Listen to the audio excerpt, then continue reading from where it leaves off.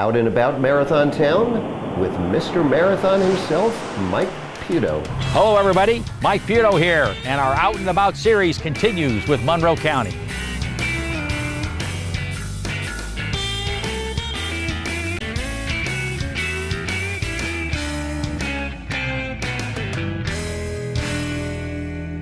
Hello everybody, Mike Puto, Mr. Marathon, and Out and About Marathon Town, and we've got a real good interview today. We're talking with Captain Chad Shibilia, who is the Chief of Police for the City of Marathon. Chad, thanks for joining us. My pleasure, Mike, like always. In reference to being the Chief of Marathon, just what are your duties, sir? Being the Chief of the City of Marathon, I organize, operate, and control all law enforcement functions for the City of Marathon through the Sheriff's Office. Wow. So now, and that includes everything from A to Z, correct? Yes, it does. And at the present time, how many deputies do we have working for Marathon that are out on the road? Well, under contract for Marathon, we actually have more because it's complicated, but there's regional versus municipal. We have 11 deputies and 4 sergeants that are under contract through the City of Marathon, but actually out of the station working the Marathon area and a small area of unincorporated Monroe County that I'm responsible for as well. We have 25 deputies and 4 sergeants. Now, does this also include, when we say other areas, that include the traffic units that are traveling up and down the Keys? Do we get to use them too certain times in Marathon as part of the program? Sure. We got traffic unit that's a specialized traffic enforcement unit. We have all of our county-wide functions such as your crimes against women and children, narcotics divisions, things like that, specialty teams. And now, whenever we have, for example, under contract with the Sheriff's Department includes all of their staffing, potential, whether it be detectives or you name it. In case we have a problem, we have the resources, if I'm saying it correctly, with the Sheriff's Department? Yes, that's correct. Wow, you know, that's a lot of people there now. Yeah, we have over 600 employees for the Sheriff's Office, and obviously every one of those employees is at my disposal, if you would, to bring to bear in the City of Marathon whenever needed. Now, what kind of, let's look into the future, for Marathon and policing. What would you like to see done here in Marathon, whether it be community policing, all the things that they're doing now? They're doing a pretty good job, but what would you like to see anything further as we start to maybe expand? Well, the very nice thing about Marathon and the Keys in general is we have a very low crime rate, so that's a good thing. And what we like to see and instill with our police officers and our officers working for the Sheriff's Office, and not just police officers, but obviously our support personnel and assistants, the behind-the-scenes kind of people, is we believe that it's a partnership within a community, is to work with communities and not for them, but together to solve problems, solve issues.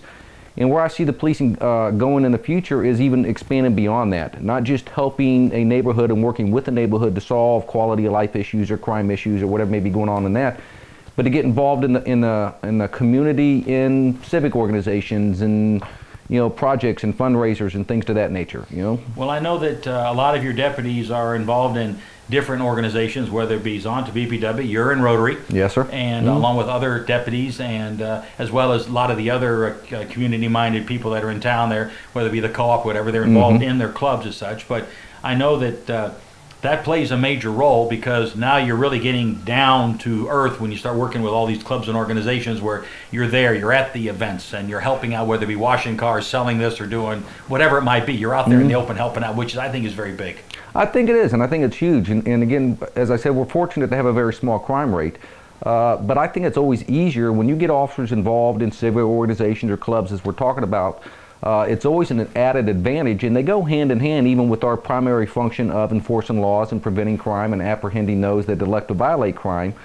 Because the nice thing about it is that if you're a person in the community, if officers aren't involved in, because I know you do a lot of community work and civic work, if officers aren't involved in that, you may be going, well, something happened, maybe I should call the cops. All right, well, who's the cops? Well, you may be hesitant. Well, obviously, I've known you for over 20 years. It's not the cops, it's Chad. Right. Hold on a second, let me give Chad a call. Right? Let him know what I heard or what's going on, or ask him directly, And I think not only is that important for the administrators of the organization, because I think we do a pretty good job at that, but the future that I see in policing is getting that philosophy down more to our line level members.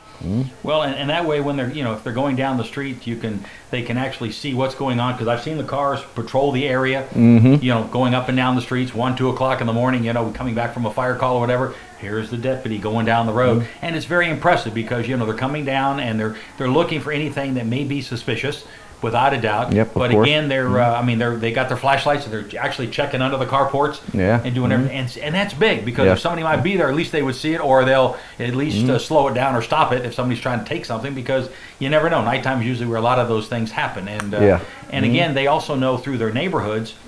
They know the people that are maybe having financial problems or whatever it might be, so they can decide, can we go to another organization and try to get something for Christmas or New Year's or Thanksgiving. I think that's very big, and they play a major role in that. And I think that a lot comes from what you all do here. You know, it all starts at the top.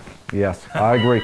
Well, I think, you know, traditionally, you know, police officer was viewed as, you know, you never wanted to see them and you never wanted to call them until you needed them.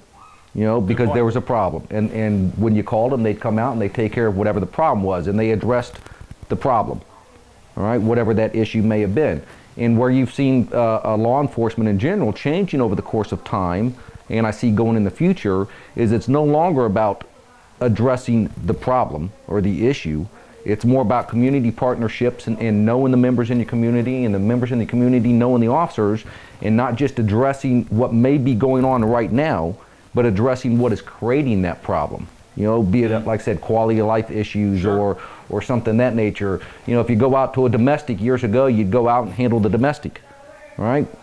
Today's day and age, it's not just handle the domestic, but it could be, you know, the husband and wife are arguing or gotten a spat over financial situations because they don't know how they're going to buy presents for the kids on Christmas, and debating those. And if an officer looks into those, you can help resolve those problems by, as you say, maybe, you know, directing them into some civic organizations or groups, such as in the Keys, as you know, we have Toys for Keys Kids, as we just did, and make sure you get that family, you know, educated about that, or let the people involved in that organization know about that family to help resolve the problem, if you would, and solve the overall issue as opposed to addressing the symptoms. Right, and then if they have to, you can point them in the right direction, whether it be social services, whether it be Salvation Army, food, care, you know, all those agencies that can help out, and that's very big because it's something that's so important with the policing area and what you all are doing here. It brings everybody together. Yes, you know, it does. And it's not, you know, good guy, bad guy. It's, hey, I'm here to help you. Yeah. And I think that's awesome. And a lot of other things we see is we see the deputies always out at the high school football games. Yes. You know? Well, you have to root on the home team. You got you know, you're good. I like that. That's right. But they're always there, you know. And we also have a great Marine unit. Yes. You know, Willie and the gang do a pretty good job out in the harbor. I know that. Yes, he does. It keeps him busy, you know, because that's a lot of work for one guy in a boat. But we do a pretty good job at it. But he's got good skills. Yes, he does. He knows all the people out there, and again, he's got, you know, 300 some odd boats to worry about that, not counting what's ever moving. Yeah, sure. You know, and he does a very good job. And everybody helps everybody. And what's really amazing is that, you know, when the call for help comes out, you know, we're talking about there's a crew there. Not just one, there may be 2, 3, 4, 5. We're there to help out, and as a family, I know that's really kind of neat. Not only in the community, but having the deputies also being out there to help each other as a family. Yes, most certainly. I mean, that's very, very big, and you know, and of course, you know, we're looking forward to you know, a lot more neat things coming out. I know you've got some great ideas of what you want to do as we future get down the road, is what we want to do with the City Marathon, and it's really it's neat to have you here.